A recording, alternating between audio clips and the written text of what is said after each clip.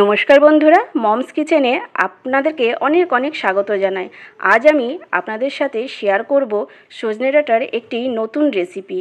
পোস্ত ছাড়াই পোস্তর স্বাদের একটি নতুন রেসিপি আপনাদের সাথে আমি শেয়ার করতে চলেছি। সজনে ডাঁটা আলু কেটে ধুয়ে নেব। গ্যাসে কড়াই বসিয়ে তাতে সাদা তেল বা সর্ষের তেল যে কোনো একটি দিলেই হবে। তাতে তেল গরম হলে 5-6টি বড়ি লাল লাল করে ভেজে নেব। তারপর শুকনো লঙ্কা, কালো জিরে ফোড়ন দেব।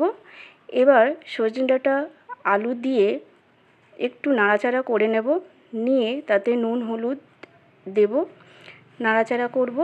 আর এদিকে মশলার জন্য নেব বাদাম, কাঁচা লঙ্কা, একটু জল দিয়ে একটি সুন্দর পেস্ট তৈরি করে নেব। এই মশলাটি এবার দিয়ে নাড়াচাড়া করব। ভালো করে নেড়েচেড়ে নিয়ে কিছুটা জল দিয়ে ঢাকা দিয়ে দেব।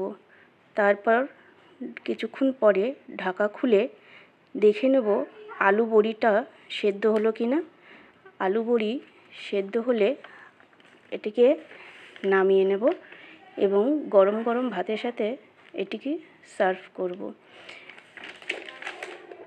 বন্ধুরা, আমার এই রেসিপিটি যদি আপনাদের ভালো লাগে তাহলে লাইক শেয়ার করতে ভুলবেন না। ধন্যবাদ।